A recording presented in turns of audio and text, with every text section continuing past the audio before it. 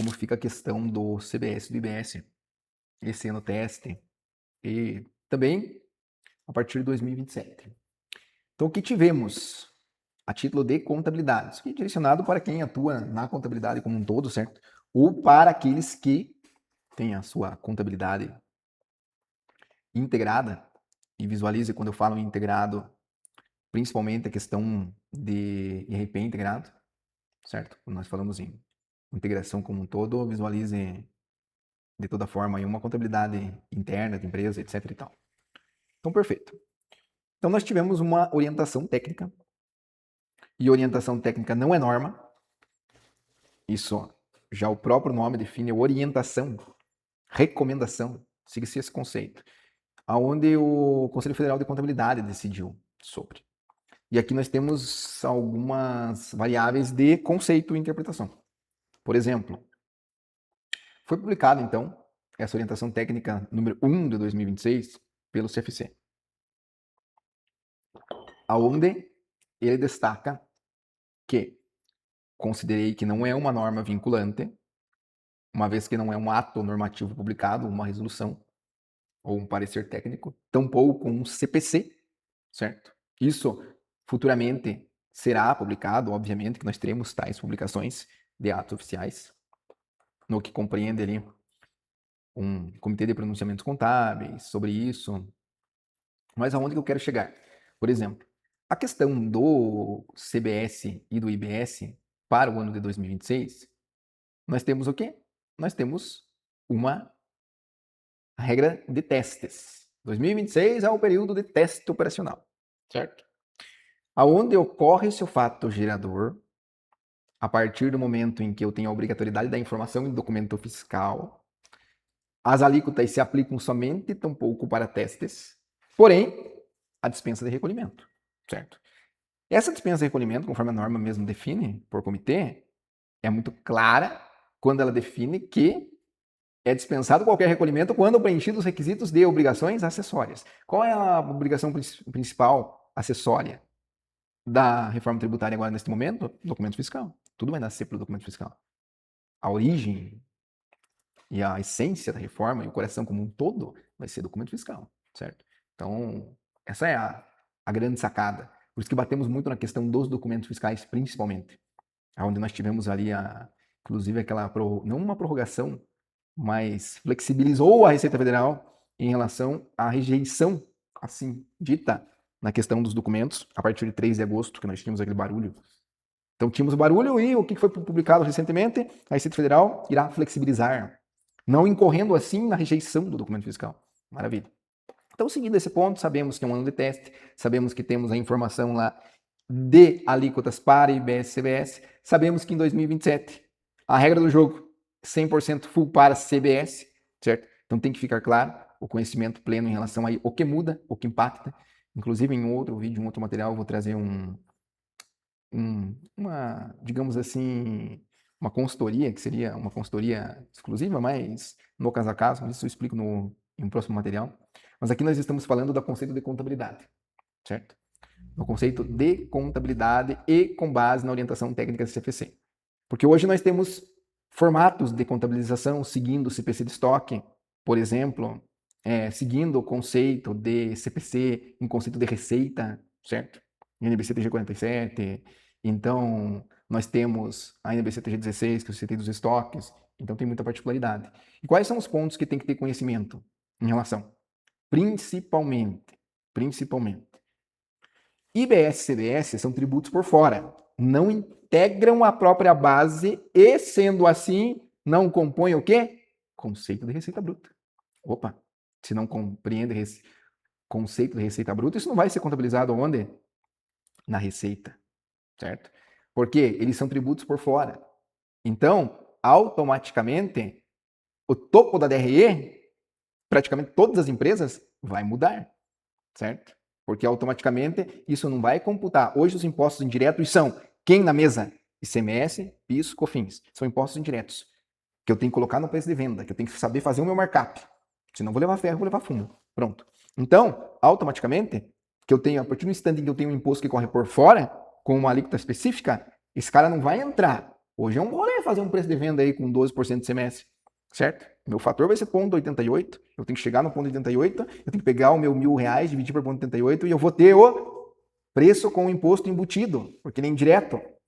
Então, logo assim, eu vou vender por quanto? 1.136,36, se não me engano, vezes 12%, 136,36, deduz, tenho quanto? De líquido? R$ 1.000. Mas eu tive que fazer esse rolê por dentro.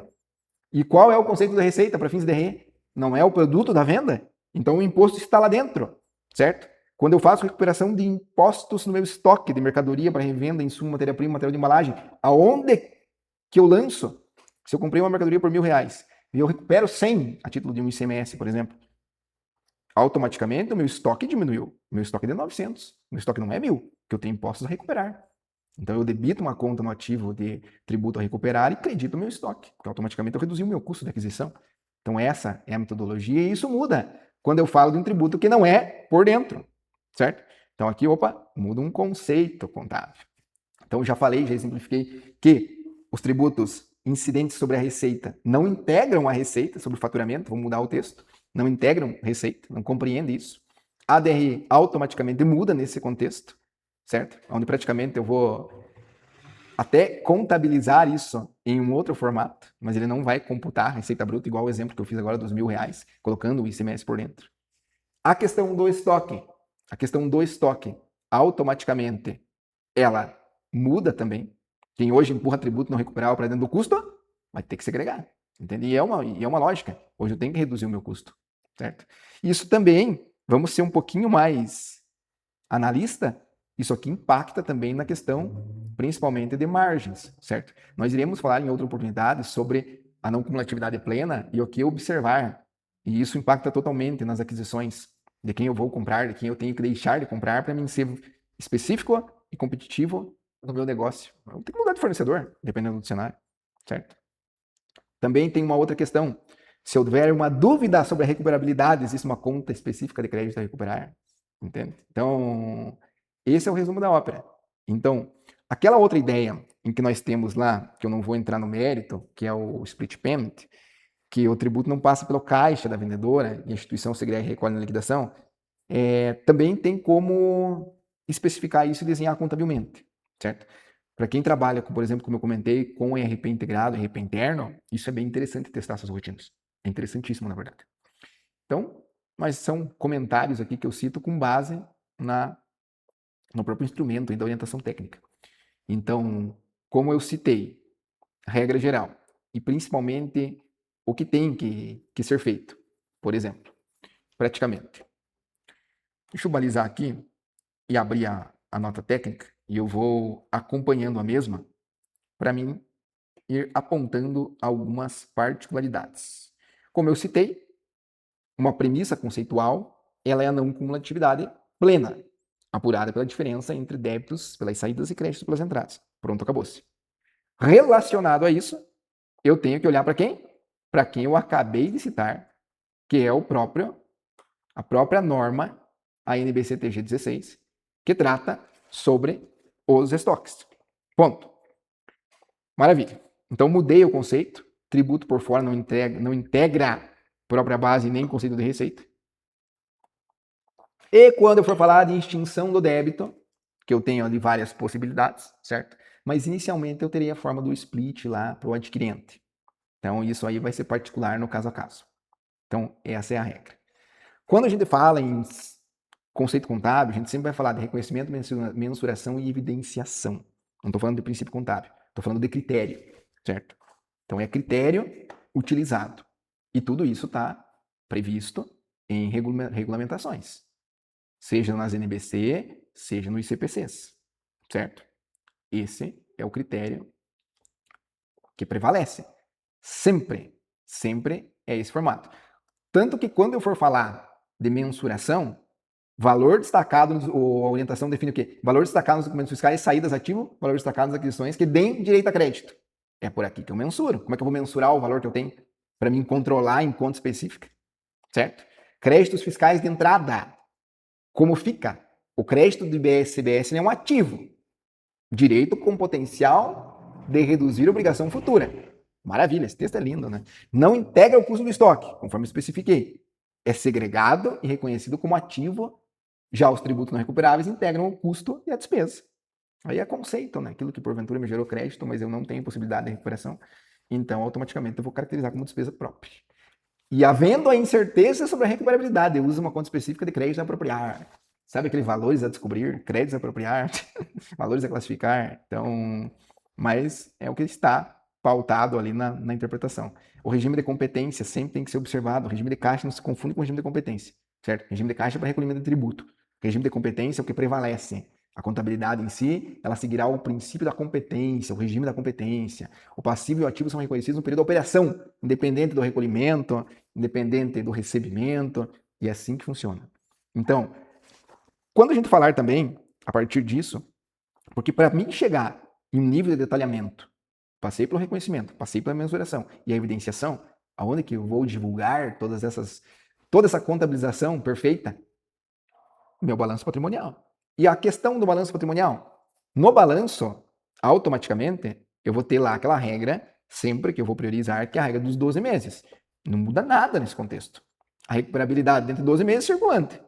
Não superior a esse prazo, automaticamente não circulante. E é assim que a banda toca, e isso não mudou, certo? O DRE, aqui, automaticamente, por serem por fora esses tributos, eles não transitam pela receita da regra geral. Salvo situações como bonificações, brindes, que daí tem que ser analisado. Na minha demonstração de fluxo de caixa, que hoje, quando eu olho, por exemplo, para principalmente demonstrações contábeis, e eu olho para a NBC TG1000, que é uma norma completa, não estou falando que eu tenho uma possibilidade de usar uma norma para as pequenas empresas. Que aí eu vou utilizar aquela prerrogativa máxima ali, deixa eu abrir aqui, que é esta norma aqui mais específica, aonde ele reduz a minha apresentação das demonstrações contábeis, praticamente aonde eu tenho a ITG1000, que é o modelo contábil para as micro e pequenas empresas. A NBC TG1000, automaticamente eu tenho um conjunto robusto de maiores informações, de maiores demonstrativos contábeis a serem apresentados, bem como eu tenho a DFC, que é a demonstração dos fluxos de caixa, certo? Então, neste contexto, veja que eu vou ter um impacto nela quando o recolhimento pela própria entidade, atividade operacional no split payment, recolhimento por terceiro não há fluxo de caixa próprio, obviamente, certo? Mas se eu comprei a mercadoria, o tributo não foi pago no conceito da não cumulatividade e eu, como adquirente, irei pagar, liquidar, criar assim a extinção do tributo para que assim eu recupere e utilize na minha conta gráfica do meu CBS 2027, o que vai acontecer? O que vai acontecer? Vai passear na minha DFC, porque eu tive um desembolso de caixa, correto? Então, a minha DFC tem esse cenário. Então, tendo essa situação, automaticamente vai constar na DFC. Beleza. Recolhimento por terceiro, como se tem, não há fluxo de caixa, tá? Tributo pelo vendedor. Notas explicativas. Existe aqui a política contábil adotada no passivos contingentes e, para 2026, as informações mais precisas no que diz respeito àquilo que eu formatei. Por exemplo, posso evidenciar na minha nota explicativa, principalmente, o que foi incidente sobre a minha venda, no contexto do ICBS, aquilo que o meu custo de aquisição do meu estoque cheio, mas automaticamente eu posso evidenciar que não se considera como redução de custo aquele crédito da entrada, porque não tem mais esse conceito, certo? Então, aqui nas notas explicativas é onde eu explico e é onde eu defino critérios que eu utilizo, certo? Por que algumas situações não foram utilizadas créditos? Então, também tem isso, certo? Os fatos geradores, eu posso contar, principalmente também na minha nota explicativa, e o que é interessante, e sim, é interessante sim, eu evidenciar quais alíquotas incidiram em 2026, que é o ano teste. Então isso é bem interessante, que eu cumpri todo o requisito da obrigação acessória, que o PIS e COFINS continua exigível, certo? PIS e COFINS continua exigível, e salvo houvesse recolhimento de CBS e IBS, principalmente CBS, existe uma possibilidade de ser ressarcido até 60 dias. Está lá na Lei Complementar 214 de 2025, artigo 348, certo? Logo, o período de teste não representa nenhum ônus tributário adicional. Isso é o óbvio. Não vai representar. Se eu paguei de alegre, o que eu faço? Se eu paguei de alegre, Paguei porque eu quis pagar. Meu amigo, ó, nem exigido é, entende? Então é óbvio que você vai ter esse dinheiro na mesa para compensar ou pedir instituição. Isso tem já procedimento específico. Ponto. Seguindo a linha. Então, qual é a regra? Tudo que eu vou usar lá dentro da minha nota explicativa, aqui eu tenho, por exemplo, aqui uma infinidade de situações e eu recomendo muito que seja utilizado no nosso aplicativo. O nosso aplicativo serve para muitas situações. Você pontua no balanço, às vezes a gente se depara com balanços gigantescos aí, por exemplo, de incorporadoras, onde elas têm várias obras, então é onde você destaca lá em nota explicativa os itens, você vincula eles, explica, então é bem interessante. Então, e tem que ser usado, né? Às vezes você identifica umas aí que é um copia e cola, mas querendo ou não, cada caso. Eu já peguei em auditoria e análise nota explicativa de empresa prestadora de serviço com o tópico estoque. Então é absurdo que a gente acaba enxergando e visualizando aí e nos deparando, mas de fato é o que muitos cenários ocorrem no dia a dia. Então, recomendação, nota explicativa, fazer com que cite-se tudo aquilo que é relevante em relação a isso. Já dei os meus exemplos aí, certo? Em regra geral, qual que é a recomendação? Avaliar o caso a caso, certo? Porque você vai ter um grau de conformidade, e aqui nós falamos em, como eu citei, no escritório de contabilidade é muito mais complexo de fazer isso aqui. Embora a gente tenha muita integração, certo? Mas eu digo que para testar isso em um cenário perfeito, lindo, ideal, seria um IRP integrado em uma empresa interna. Isso seria interessantíssimo. Testar isso nas rotinas dos IRPs, com a integração da contabilidade totalmente integrada no full. Então isso é muito bacana, certo? Isso é muito bacana mesmo. Nesse tocante, então, nós tivemos aqui também, deixa eu baixar mais um material aqui, que é praticamente só para mim deixar isso claro, que seria o seguinte. Deixa eu baixar aqui. Porque existe na interpretação da Receita Federal, praticamente, da Receita Federal, não, desculpa, do Conselho Federal de Contabilidade, dentro da própria orientação técnica, o seguinte. Eu não baixei ela na íntegra aqui, mas não tem problema. Porque ele defende que eu preciso, por exemplo, assim, ó, uma pergunta que eu acabei recebendo,